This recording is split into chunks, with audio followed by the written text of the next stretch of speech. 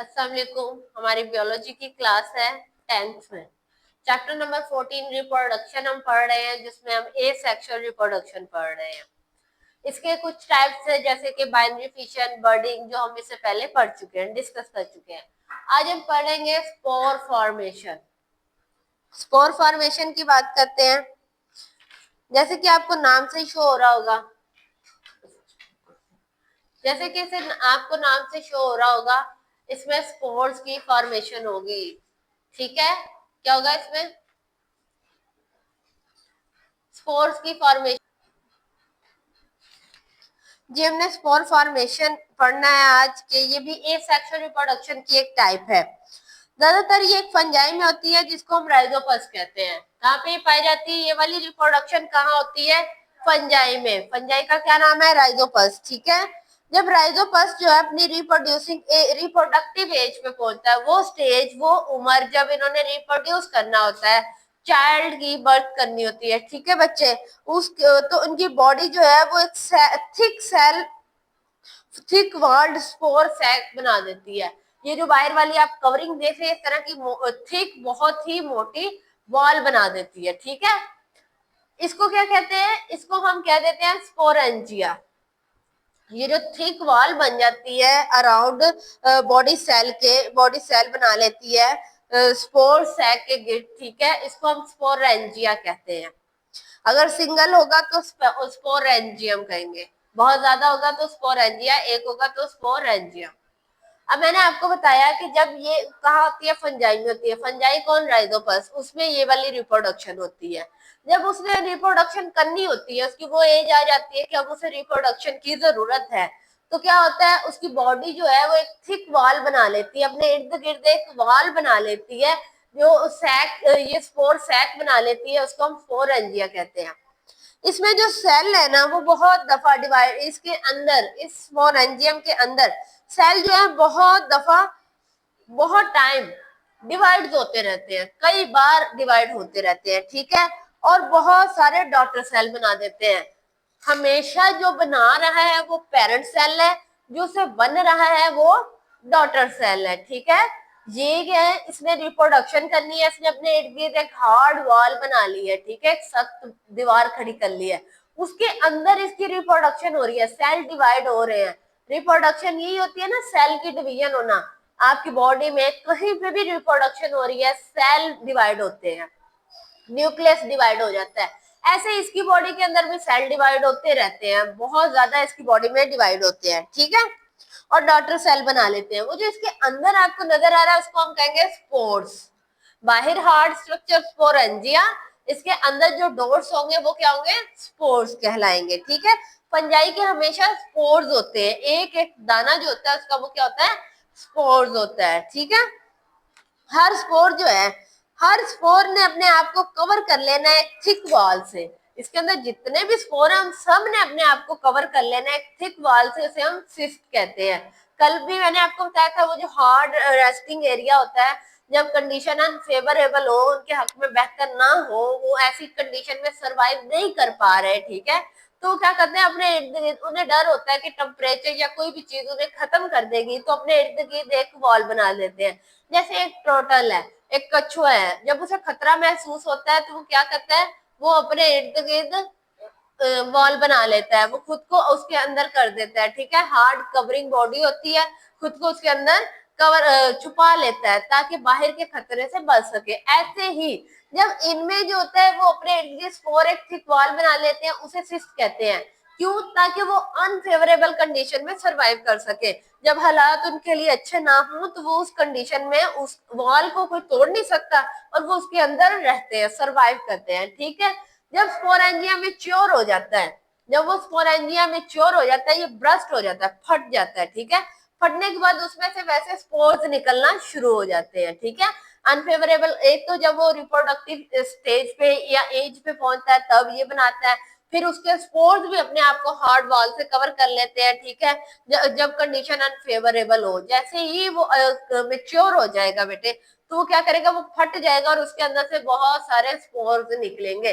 लेकिन अंडर ये उसका सर्वाइवल था। ठीक है, अनफेवरेबल कंडीशन में उसके बाद उन्होंने कहा जब स्पोर एंजिया मैच्योर होगा, ये ब्रस्ट हो जाएगा, स्पोर रिलीज होंगे। और फेवरेबल कंडीशन की अगर बात करें हम, अब फेवरेबल कंडीशन है उसके लिए, हालात उसके लिए अच्छे हो गए हैं, तो इसमें जो स्पोर है वो गमेट जर्मिनेट करेगा और फिर नए राइजोपस डेवलप करेगा। ठीक है, अनफेवरेबल कंडीशन में उन्होंने अपने इर्द गिर्द वो सिस्ट बना लिया है, हार्ड रेस्टिंग बॉडी बना लिया है, खुद को प्रोटेक्ट किया है, फिर मेच्योर होने पे ब्रस्ट होंगे, स्पोर उसमें से निकलेंगे। लेकिन जब कंडीशन फेवरेबल हो जाएगी, ठीक है, फेवरेबल हो जाएगी, ठीक है बच्चे, वो मिस्टेक होगी, अनफेवरेबल फेवरेबल हो जाएगी तो स्पोर दोबारा जर्मिनेट करेंगे और फिर नए राइजोपस बनाएंगे। ठीक है, इतनी समझ आ गई आप लोगों को स्पोर फॉर्मेशन क्या है। अब इसी में एक एंडोस्पोर आता है। एंडोस्पोर एक टर्म है बच्चे, ये उससे कहते हैं, जब क्या कहते हैं, बैक्टीरिया में एंडोस्पोर बनता होता है। ठीक है, अंडर अनफेवरेबल कंडीशन बैक्टीरिया के अंदर हमेशा एंडोस्पोर बनता है और ये करैक्टर सिर्फ और सिर्फ बैसिलस और क्लोस्ट्रीडियम के पास है। ठीक है, बैसिलस को अगर आपने करैक्टराइज करना है, दूसरे बैक्टीरिया से सेपरेट करना है, तो आप उसको माइक्रोस्कोप में चेक करोगे, वो बेटे एंडोस्पोर्स बनाते हैं, ये इसका एक करैक्टर है। आई समझ? ठीक है, पहले अगर फंगस की बात करोगे, फंगस में स्पोर्स होते हैं, फंगस में एक एक जो होता है वो स्पोर्स होता है। ठीक है, बैक्टीरिया में क्या होता है बच्चे, बैक्टीरिया में कॉलोनीज होती है। ठीक है, और ये एंडोस्पोर्स होते हैं, पर एंडोस्पोर्स सब बैक्टीरिया में नहीं है, जस्ट बैसिलस और क्लोस्ट्रीडियम में है। उन्होंने कहा जब अनफेवरेबल कंडीशन होती है, कुछ बैक्टीरिया जो है वो रिप्रोड्यूस होते हैं स्पोर से, जैसे कि क्लोस्ट्रीडियम और बैसिलस की स्पीशीज, बैसिलस की बहुत सारी स्पीशीज है। ठीक है, आगे तो बैसिलस की ये वाली स्पीशीज जो है, ये क्या कहते हैं, इसमें बैक्टीरिया जो अपने गिर्द एक थिक वॉल बना लेता है और उसके अंदर एक बैक्टीरियल सेल बनाता है। ठीक है, वो भी फंगस की बात आई तो उसने भी अपने इर्द गिर्द वो वॉल बना ली, उसे हमने सिस्ट कह दिया। बैक्टीरिया में यही अगर प्रोसेस होगा तो इसे हम एंडोस्पोर कहेंगे।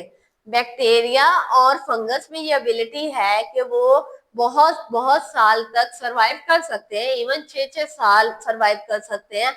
आप उसे पेस्टिसाइड डाल रहे हो या उसके ऊपर जो भी उसे ट्रीट कर रहे हो, जैसे भी ट्रीट कर रहे हो, जब उसे लगेगा कि ऐसी कंडीशन है, टेम्परेचर बहुत ज्यादा है, वो क्या कहते हैं किल होने वाला है, तो ऐसी कंडीशन में वो क्या कहता है अपने इर्द गिर्द हार्ड रेस्टिंग बॉडी बना लेता है।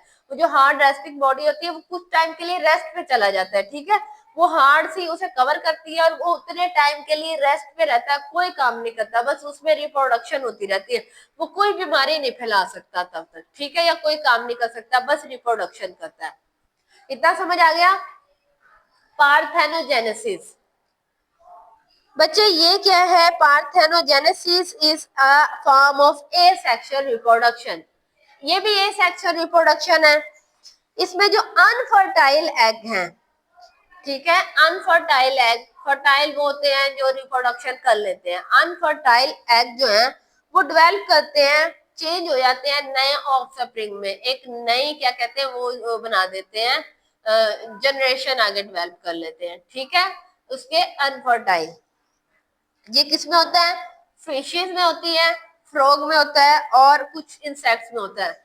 फिश और फ्रॉग का आपको आइडिया होगा, दोनों पानी में अंडे देते हैं, उनके वो आपने स्पॉन्स देखे होंगे कैसे होते हैं, बहुत स्मार्ट, बाद में वो चेंज होते हैं, इनका एक पूरा साइकिल होता है, ये चेंज होते हैं। तो पहले ये अनफर्टाइल जो है बच्चे ये प्रोड्यूस होते हैं और ऑफस्प्रिंग में, उसके बाद उन्होंने कहा ये जो फ्रॉग, फिश, इंसेक्ट, इन सब में जो रिप्रोडक्शन हो रही है वो पार्थेनोजेनेसिस हो रही है। ठीक है, इसी तरह क्वीन हनी बी, आपको पता है एक जो हनी बी का सर्कल होता है उसमें एक क्वीन होती है। ठीक है, बाकी वर्कर्स होते हैं और कुछ ड्रोन, एक ड्रोन होता है। ठीक है, जब एक क्वीन हनी बी है वो अंडे देती है सेल के अंदर, हनी कॉम्ब के अंदर, हनी कॉम्ब किसे कहते हैं? उस छत्ते को कहते हैं, उसके सेल के अंदर वो अंडे दे देती है। ठीक है, हनी बी क्वीन, क्वीन जो देती है, बहुत सारे अंडे उसमें से अनफर्टाइल रह जाते हैं, उसके बहुत सारे अंडे अनफर्टाइल रह जाते हैं, नहीं वो रिप्रोड्यूस हो पाते, उसमें से बच्चे नहीं निकल सकते। ठीक है, और वो क्या बन जाते हैं? डिवेल्प इनटू हैप्लॉइड मेल, और वो क्या बना देते हैं? हैप्लॉइड मेल बना देते हैं, जिसको हम ड्रोन्स कहते हैं, मक्खियों का जो मेल होता है उसे ड्रोन कहते हैं। ये भी पार्थेनोजेनेसिस के थ्रू होता है। उसी टाइम पे अगर some egg are fertile by male be. और अगर कुछ एग्स जो है मेल वाला जो है उसके फर्टाइल हो जाए, फर्टाइल वाले जो रिप्रोड्यूस हो सकते हैं आगे, ठीक है, वो दे रहा है, उसके वाले एग्स दे रहे हैं, ठीक है, तो वो क्या होंगे, वो डिप्लॉयड फीमेल में चेंज हो जाएंगे, डेवलप इनटू, वो किस में चेंज हो जाएंगे, डिप्लॉयड फीमेल में चेंज हो जाएंगे, जैसे क्वीन या वर्कर बी। दोबारा आपको समझाती हूँ। एसेक्सुअल रिप्रोडक्शन की फॉर्म है, इसमें जो अनफर्टाइल सेल जो है वो डेवलप होते हैं, वो बनाते हैं न्यू ऑफस्प्रिंग, ठीक है, फ्रॉग के अंदर, फिशेस के अंदर यही होता है। अब उन्होंने कहा हनी बी जो मक्खियां, उनके अंदर भी यही प्रोसेस है। क्वीन जो है वो जब अंडे देती है अपने हनी कॉम्ब में, तो उसके अगर अनफर्टाइल हो तो वो क्या बनाएंगे, वो हैप्लॉइड मेल बनाएंगे। क्वीन के अगर अंडे होंगे तो वो हैप्लॉइड मेल बनाएंगे। ऐसे ही अगर मेल के एग्स होंगे तो वो क्या बनाएंगे, वो डिप्लॉयड फीमेल बनाएंगे। आ गई समझ। ये ए सेक्सुअल रिप्रोडक्शन है, इसमें दोनों पार्टनर्स आपस में मैट नहीं करते, सेपरेट रिप्रोडक्शन करते हैं। फीमेल जो अंडे दे रही है वो क्या दे रही है, वो मेल प्रोड्यूस कर रहा है, और जो मेल दे रही है वो फीमेल बनेंगे, ठीक है। ये ए सेक्सुअल रिप्रोडक्शन का टाइप है, आप याद रखना। हनी बी में सेक्सुअल रिप्रोडक्शन नहीं होती, ए सेक्सुअल रिप्रोडक्शन होती है, ठीक है। आज के लिए काफी है, अल्लाह हाफिज।